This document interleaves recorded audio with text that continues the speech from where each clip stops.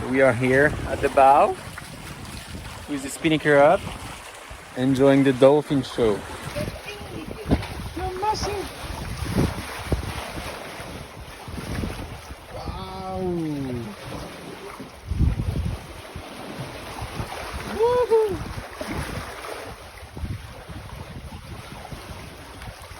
Yeah, they're saying hi. Oh, take a chance, will you let me ride? I could be the best thing in your life. Baby, let's take a drive, take a drive. Welcome back on board Take It Easy. In the last episode, you saw us as we were ready to leave Lady Musgrave on the southern end of the Great Barrier Reef after spending a couple of magical days there. If you missed it, I'll put a link down below. I do invite you to subscribe and hit the notification bell so that you never miss another video. That was our last day on Musgrave. It's time to set sail.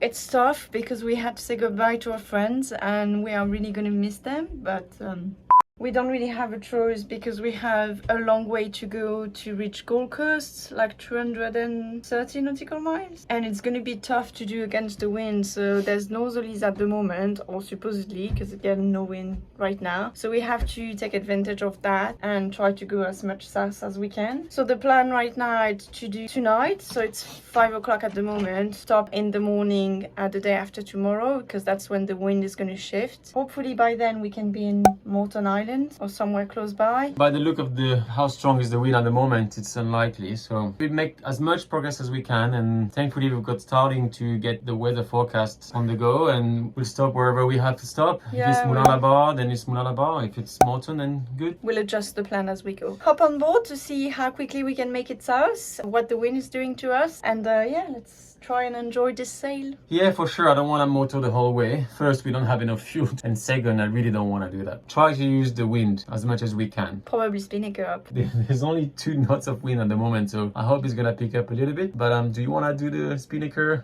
during the night? I think it's a bit tricky because when one of us is sleeping, there's only one people left to handle the spinnaker. If something happens, like you really need to react quickly. So during the night, we tend not to do that. We tend to try and play it safe. Yeah, play it safe. We'll have to see. Let's hope the wind picks up a little bit.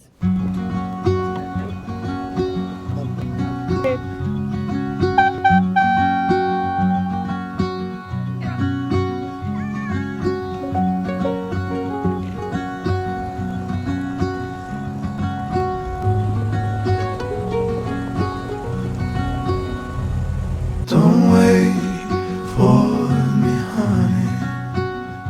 Don't wait. 'Cause I'm always heading your way. And I know exactly what I'm looking for. With my shift, there's almost no wind, so we have one engine. But the wind has shifted to our back, so I've changed the setup a little bit and we've tried something a bit different. So because we are really going downwind, I wanted the headsail to have more amplitude maybe. So I've changed the lines and I have one line going from the outside of the boat. This is how we normally set up the headsail. The line is coming from the sail, obviously, to the winch that we have on the roof. Because the wind is coming from the back, we want the sail to form a balloon at the front, so the line needs to go as much outside as possible. In the normal setup, it's going into a traveller on the roof that can be adjusted up or down, then into the winch. This time, we are taking the line outside of the boat and into the winch on the side, exactly as if it was a spinnaker. And as we go, I'll keep running till I can.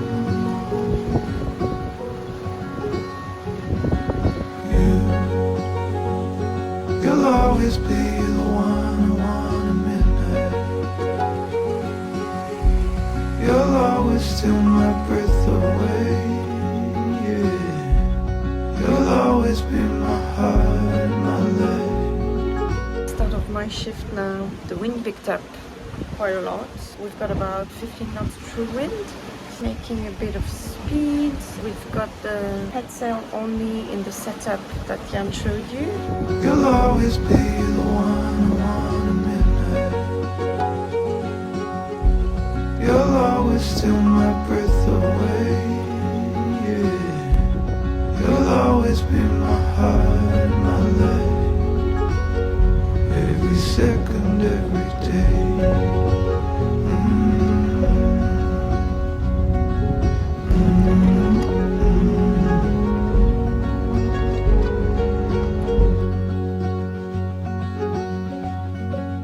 It's finally daylight. It's 8 a.m. actually, so it's been daylight for a couple of hours. There was no wind for most of the night. We managed to sail for 4 hours.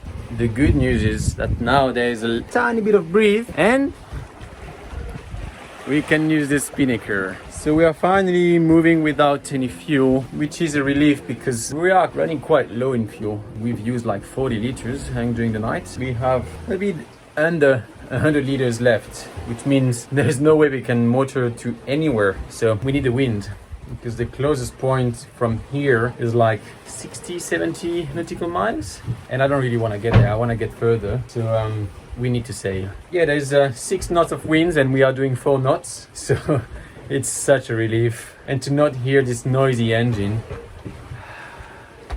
I hope it's gonna be a good day. It is gonna be a good day. Positive vibe only. It is gonna be a good day. It's gonna be the best day of my life. Woo, woo. This is gonna be the best day of my life. Copyright again. I'm singing so well. What is this? Hey, get up. Any fish? Any line? He's coming back. No way. Nah.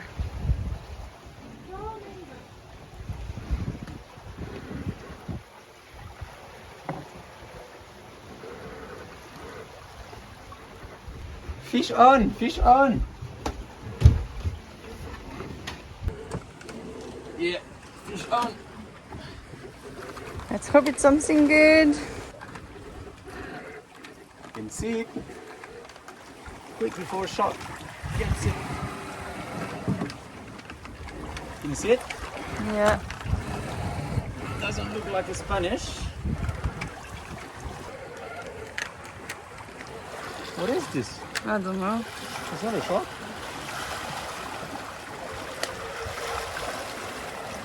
Qu'est-ce que c'est? What the hell is this?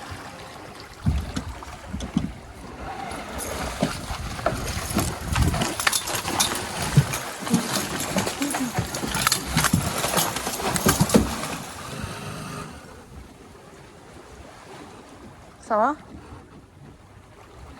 What the hell?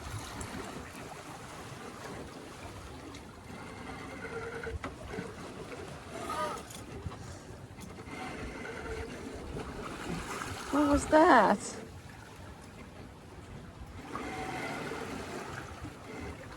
Wow. Maybe I didn't get it properly. Wow, that was massive. Well, at least we've got the lure. Yep. He was fighting. Alright, let's have a look what it was so that we know, at least.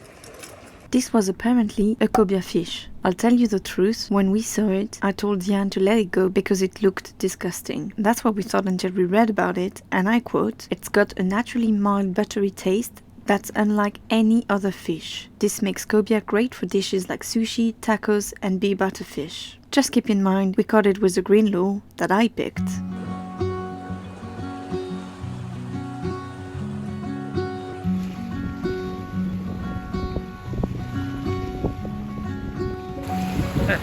I don't know if you can see, but there is a 4x4 on the beach here, having fun, driving like crazy on the sand. That looks fun. I want to do that. Yeah, that's a massive island, Fraser Island, the world's largest sand island. Yeah. Look at those guys racing off on the beach.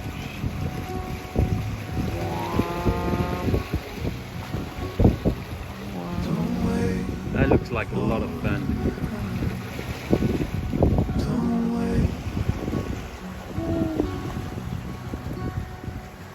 So we are sailing. Dolphins. Yeah. He's here, Cacahuete.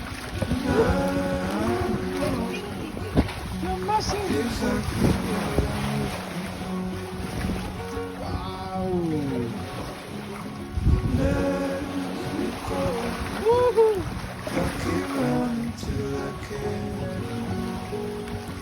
Hey, they're saying hi. Did you see? He looked at us. They're three.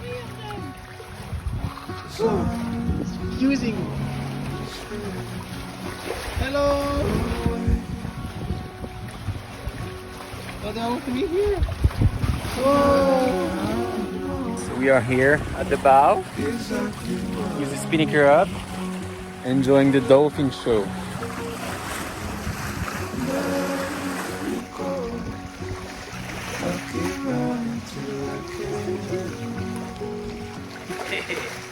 I'm happy. That's fun. You're playful. You'll always be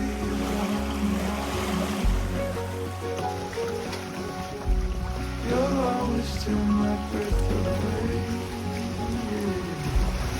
You'll always be my I almost touched it. baby second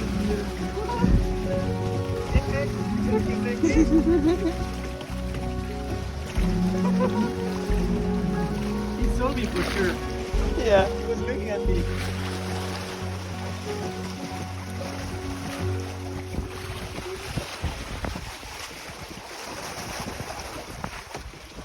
The rest of the day was very calm, and so was the night. We had to motor again towards the end of the night, as the wind dropped completely, but by the end of the morning we were reaching Mooloolaba.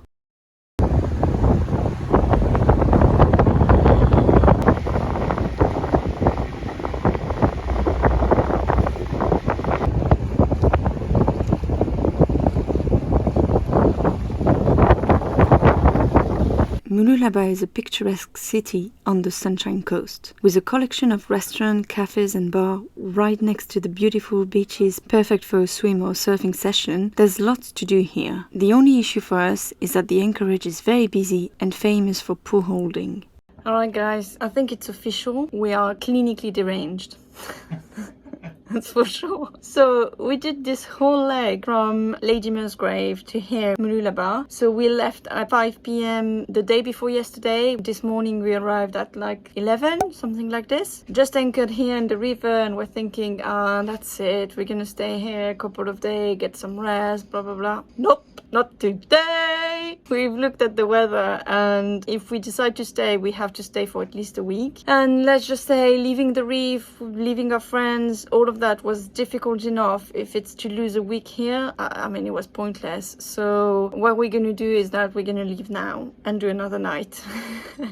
Like I said, clinically deranged. So it's 5 p.m. I think we're gonna leave in the next 2 hours, do another night, and that should take us to the bottom of Moreton Bay, something like this. From there we can stop anytime we want because then we'll be traveling inside the river, so we're less impacted by the weather, wind, etc. But all the way from here to Moreton Bay, if the wind is against us, it's going to be too hard. So during the night and tomorrow morning there's supposed to be very little wind, so that's why we're picking this window. Hopefully tomorrow we can actually stop somewhere for more than a few hours, get a bit of rest, get a full night of sleep at some point. So yeah, that's the plan. So how are you doing, Mr. Crazy? Yeah, doing well. We managed to refuel 72 liters to be exact. And we're gonna motor sail tonight. If we're lucky, we might sail actually, because it's on beam reach, but it's not supposed to be a lot of wind. But worst case scenario, we can motor sail. That's why we needed fuel, because we're not gonna be able to sail the whole way. Well, I guess one of the good things of not sleeping here is that it's a little bit more crowded than the reef. Night here would have been stressful, I can tell you. We checked the weather and the only real good option seemed to be a week from now. However, this system was also developing further north, so we had no idea what it would bring and if the forecast could really be trusted. So time to leave, despite the fatigue.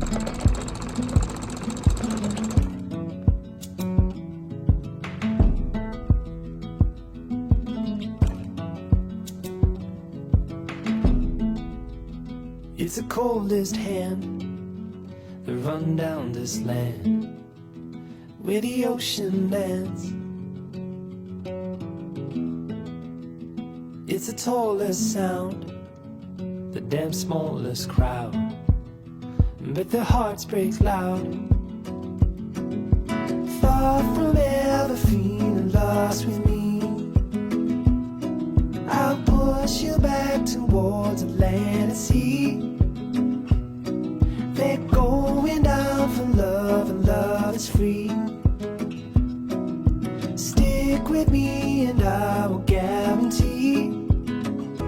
Hi guys, this is the last leg of a journey to Gold Coast. So yesterday, we did the night and part of the morning coming down Moreton Bay. It was not pleasant because Moreton Bay was where the entry to the Port of Brisbane is. Let me tell you, there's a lot of traffic even at night. Usually at night, so what we do is that we put the autopilot on, and every 20 minutes we go and we check our surroundings to make sure there's nothing coming towards us. And the idea to do it every 20 minutes, it's because it's the time it would take a ferry to come on to us. When you're on the entry of the Port of Brisbane, it's literally every 2 minutes. Each of us spent his shift standing in the cockpit and watching everything the whole time. But we did it. We arrived here and we literally set the anchor at the entry of the river. So now we need to do the last leg, which is crossing that river, and this is the part that you really need to time with the tides. The current is going to change at the middle of the river, so we need to do the first part on rising tide, so about 2 hours before high tide, and then that will get us at the entry of John Pin, no idea how you pronounce that, at high tide, and that's the place where the tide is changing. So then we can do the second part on ebbing tide. Your impressions? Well, it's a bit colder than the north, for sure. Basically because it's early morning and with the wind. But yeah, I mean, we are almost there. Now we just have to go through that river. Stick with me and I will guarantee you're never lost among the crowd with me. So this mono has chosen to go with the wind but against the current. We chose to do the other way around. Comment down below what you would have picked, because there's a lot of wind and a lot of current, so both options are viable. Everywhere you go I'll be. Anywhere you go I'll see. Bit of a challenge on the way. There is an overhead power line with a clearance listed at 20.3 meters, which we need to go under. The only difficulty is that the cable isn't straight. So where are the 20.3 meters, please? So do you think we're gonna go under that cable? So apparently there's a clearance of 20 meters, 20.5 meters. I think our boat is under that. I think the mast is supposed to be 12 meters long. So I don't know if it's the entire height of the boat or just the mast, but regardless, we're not 20.5 meters. So fingers crossed, we should be fine, but we'll find out. Yeah, if you're here. That's us eating the cable. Yeah, then we were not clear of that. I hope we're not going to touch anything because it's electric cables over there. So I have no idea what it would do. Like, the mast is obviously conductor. So if we fry all of our equipment, then we couldn't go through.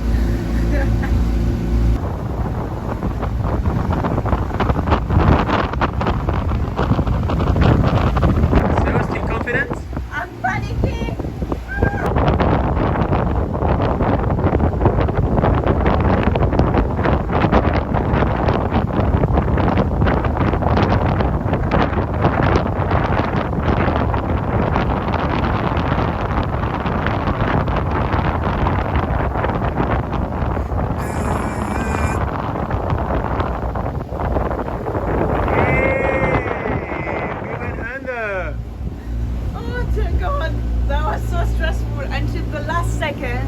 With the perspective, it looks like not gonna go through, but yeah, we were fine. Yeah. Gosh. Because the clearance is 20 meters next to the pile, but in between is quite lower than that. I think it's 20 meters at the lowest. Yeah.